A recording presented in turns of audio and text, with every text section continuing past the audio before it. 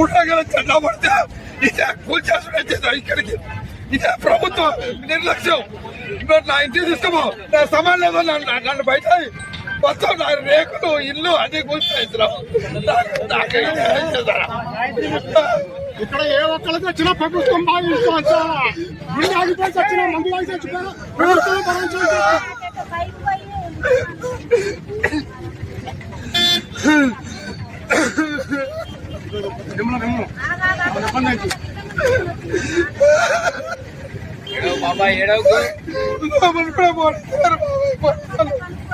లోపలి కూడా పడేట నా బాధ క్యాన్సర్ చిన్న పిల్లగాడు జీవితంలో ఒక తేడా లేదు.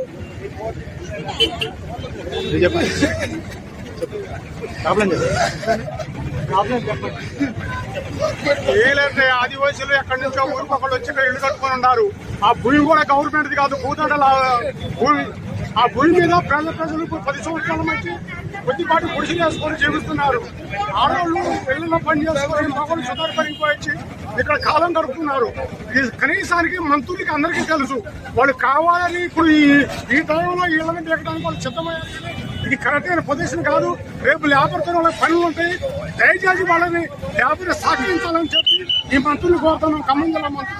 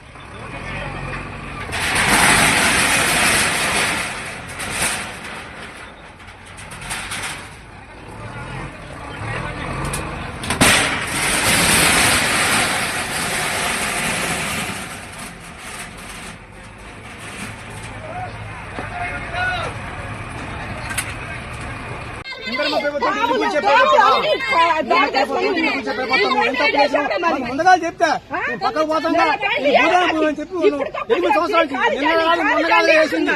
8 సంవత్సరాల నుంచి ఉంటాను మాట చెప్పి పాప మీ కాదు చెప్తాను. అసలు ఎవరు చెప్పు లేదా ఏం లేదా అటాటికి వచ్చి హైకోర్టు ఆర్డర్లు గౌరవించారా, ఏది గౌరవించరా, ఏమి చేయరా? ఇది న్యాయమేనా?